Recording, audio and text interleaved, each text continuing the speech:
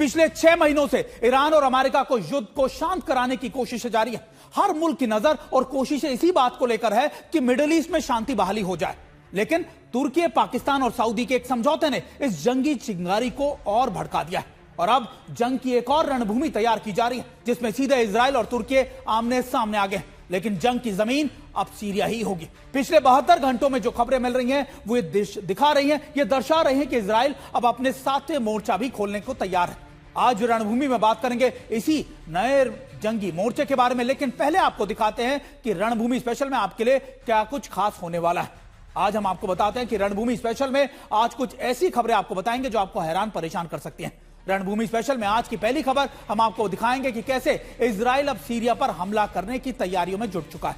माना जा रहा है कि अगले कुछ ही घंटों में, कुछ ही दिनों में इजराइल सीरिया पर बड़ा हमला कर सकता है। रणभूमि स्पेशल में दूसरी खबर आपको बताएंगे कि कैसे अब इजराइल सीरिया के बहाने सीधे तुर्की को निशाना बना सकता है, क्योंकि आमने सामने खड़े नेतन्याहू और अर्दोगन के बीच अब जुबानी जंग के बाद जमीनी जंग भी तैयार की जा रही है। रणभूमि स्पेशल में तीसरी खबर हम आपको बताएंगे रूस और यूक्रेन में जहां पर विध्वंसक युद्ध की नई खबरें, नए अपडेट भी आपको बताएंगे। रणभूमि स्पेशल में हम आपको अगली खबर बताएंगे, ईरान और अमेरिका के बीच तनाव कैसे बढ़ गया। दोनों मुल्कों में एक दूसरे को धमकी दी है। ट्रंप ने कहा है एक बार फिर से हॉर्मुज को अपना प्रांत बताया। वहीं अब ईरान के राष्ट्रपति पेजेश्कियान ने भी कहा है कि किसी के आगे वो झुकने को नहीं रजामंदी होंगे।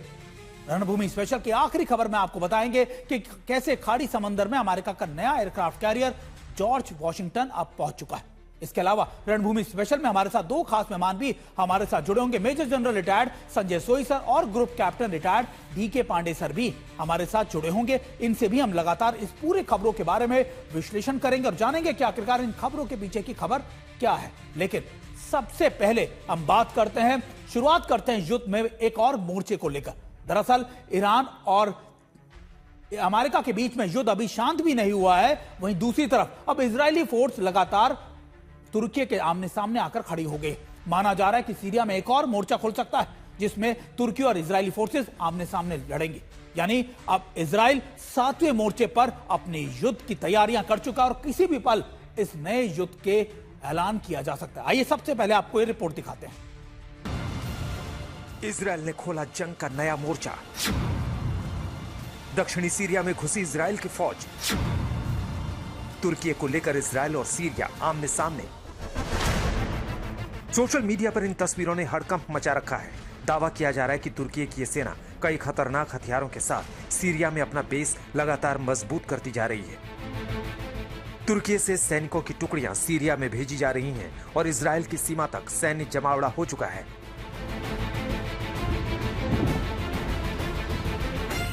तुर्की से सीरिया जाने वाले सैन्य लाभ लश्कर की इन तस्वीरों की पुष्टि अब तक नहीं हो सकी है, लेकिन इतना तय है कि इजराइल की एक और सीमा पर जंग की आहट सुनाई देने लगी। इधर इजराइल ने भी कमर कस ली है। वो जंग के नए मोर्चे पर अपनी ताकतवर मौजूदगी दर्ज करा चुकी है और इसके लिए उसने अपनी स्क्वाड्रन 190 को सीरिया सीमा के करीब एयरबेस पर तैनात कर दिया है, ताकि हमले की सूरत में बिना देर गवाए पलटवार किया जा सके।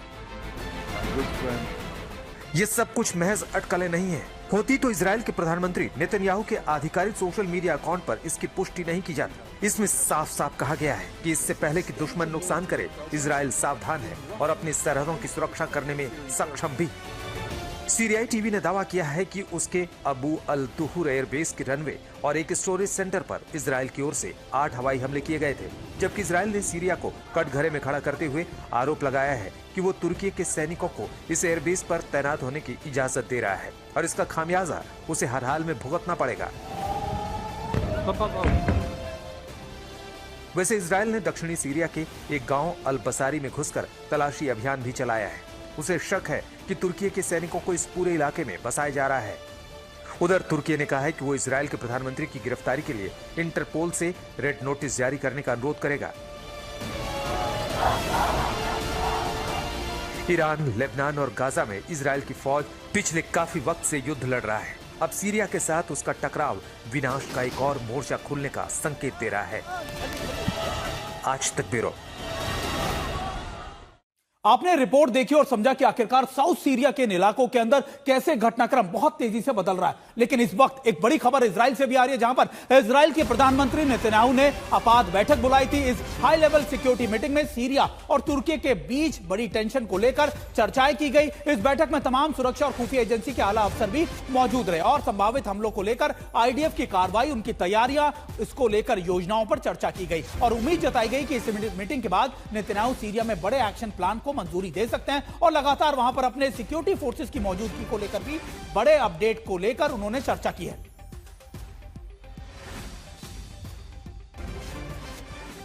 और देखिए, एक बीच हम जहां आपको बता रहे हैं कि बड़ी बैठकें की जा रही है, वही इजराइल तुर्की की सेना पर जल्द ही बड़ा हमला कर सकते हैं और माना जा रहा है कि नाटो के आर्टिकल 5 को लेकर भी चर्चा की गई है। उसकी पॉसिबिलिटी भी देखी गई है कि कहीं ये जंग या फिर ये एक्शन आर्टिकल 5 को वॉलेट तो नहीं करते जो नाटो के हैं, जिसका मतलब ये होता है कि अगर किसी एक नाटो मुल्क के ऊपर अटैक किया जाता है तो फिर सभी नाटो मुल्कों के ऊपर उसको अटैक माना जाएगा। लेकिन इस दौरान ये चर्चा की गई कि इजराइल ने नाटो के आर्टिकल 5 के नियमों की बारीकी से जांच की और उसके जानकारों ने इस नतीजे पर पहुंचे कि सामूहिक सुरक्षा समझौते में सीरिया में काम कर रही तुर्की की सेना पर वो लागू नहीं होता, जिससे पहले से हमला करने का रास्ता खुल जाता है। दरअसल किसी तीसरे मुल्क के अंदर अगर कोई नाटो की सेनाएं मौजूद रहती हैं, वहां पर सिक्योरिटी प्रोवाइड करा रही होती है, यहां पर उनकी मौजूदगी होती है, तो उसको नाटो मुल्कों पर सीधे तौर पर अटैक नहीं माना जाएगा। इसी पॉसिबिलिटी, इन्हीं तर्कों के साथ इजराइल की इस मीटिंग में उनके विशेषज्ञ, उनकी लगातार सेनाएं आगे काम कर रही हैं।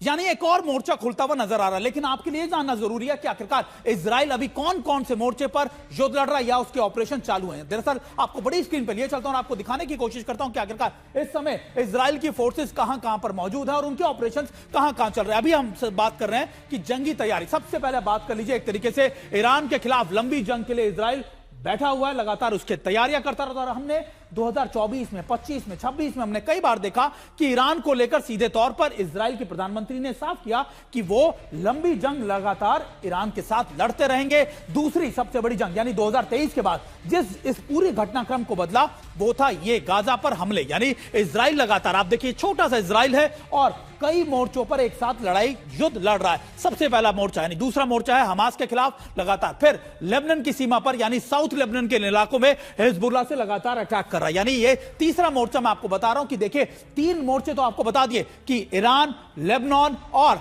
गाजा में हमास के खिलाफ 3 मोर्चों पर लड़ाई जारी है। लेकिन अब और मोर्चे कौन कौन से आ रहे हैं ये भी आप देखिए। शिया कम्युनिटी यानी शिया मिलिशिया के खिलाफ लगातार सीरिया में लड़ाई, यानी हरे रंग का जो आप देख रहे हैं यह है सीरिया का इलाका और साउथ सीरिया के इलाकों में लगातार गोलान हाइट्स के इलाकों में या दूसरे इलाकों में जो शिया मिलिशिया है, जो यानी ईरान समर्थित मिलिशिया है, उनसे भी इस समय इजराइल लड़ रहा है। और इसके अलावा इराक के शिया मिलिशिया में आपको याद होगा कि सऊदी ने भी कई जगहों पर अटैक किए थे और इजराइल भी लगातार यहां पर अपनी मौजूदगी दर्ज कराता रहता है। इनके खिलाफ सीधे तौर पर इराक में भी हमले करता रहता है। लेकिन छठा सबसे बड़ा इंपॉर्टेंट एस्पेक्ट क्या है, वो है यमन में हूतियों के खिलाफ भी अटैक। दरअसल रेड सी का इलाका हो या फिर इन इलाकों के अंदर इजराइल के लिए सबसे बड़ा दिक्कत होती है हूती की तरफ से लगातार हो रहे अटैक और शायद इसी वजह से ये एक और बड़ा मोर्चा है। यानी आप देखिए कितने मोर्चों पर एक साथ इजराइल इस समय जंग लड़ रहा है और कभी कभी अगर आप देखें इस जंग के दायरे लगातार बढ़ते जा रहे हैं, क्योंकि अब ये मिडिल ईस्ट की तरफ भी बढ़ गया था।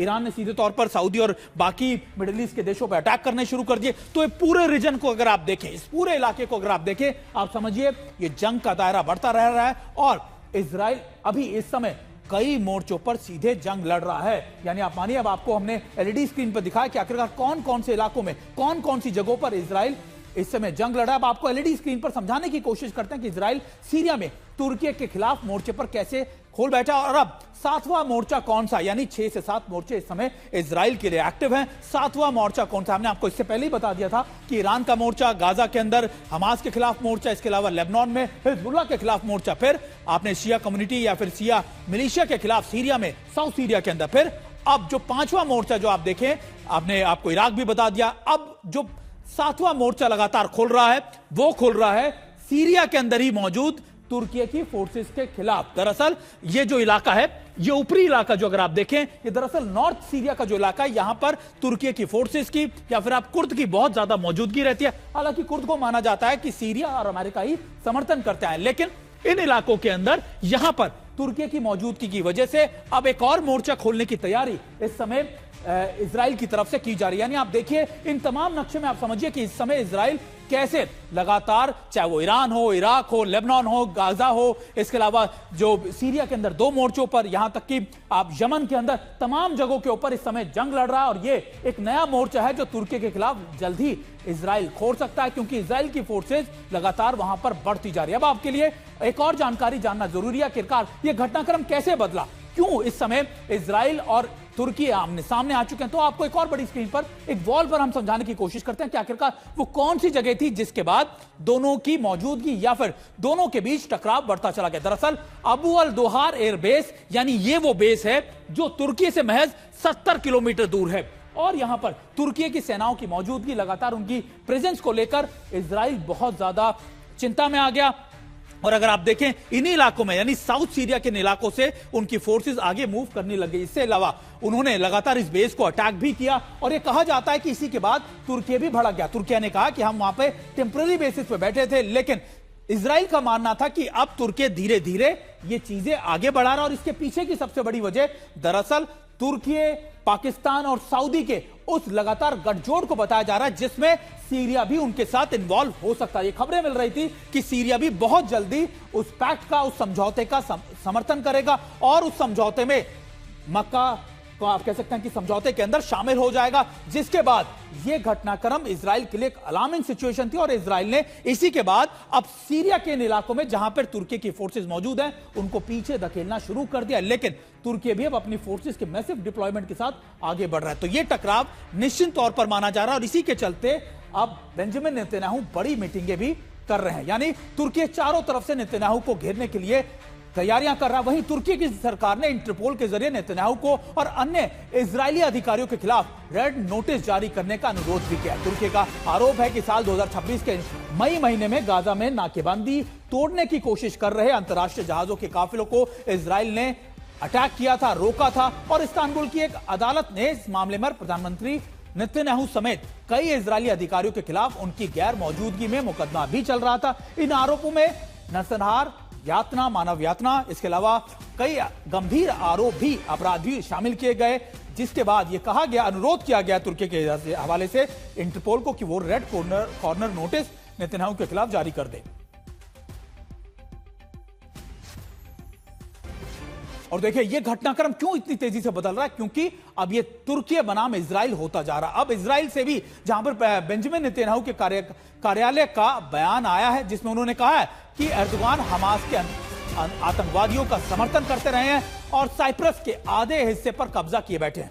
देखिए अब वार पलटवार चला तो साइप्रस का मुद्दा भी सामने आ गया। साइप्रस में तुर्की की मौजूदगी है, और इसी को लेकर इजराइल ने बड़ा सवाल खड़ा किया है। उन्होंने कहा कि साइप्रस के इन इलाकों में तुर्की की मौजूदगी है, आधे साइप्रस पर कब्जा करके तुर्की बैठा हुआ है। उन्होंने बड़ी संख्या में पत्रकारों और विपक्षी नेताओं को जेल में डाल रखा है। अब ये इजराइल के खिलाफ अपनी आक्रामक नीति को सीरिया तक बढ़ाना चाहते हैं, और इजराइल ऐसा नहीं होने देगा। दरअसल अब ये उनके पीएमओ की तरफ से, यानी बेंजामिन नेतन्याहू की ऑफिस की तरफ से बयान आया कि देखिए साइप्रस में मौजूदगी और एर्दोगान के जो प्लान है वो लगातार इजराइल के लिए खतरा है। इसी वजह से इजरायली फोर्सेस वहां पर मौजूद है। ये इंडिकेट किया जा रहा है, ये समझाने के लिए कि कैसे तुर्की लगातार अपने प्रभाव को, अपने खलीफा होने को बढ़ाता जा रहा है।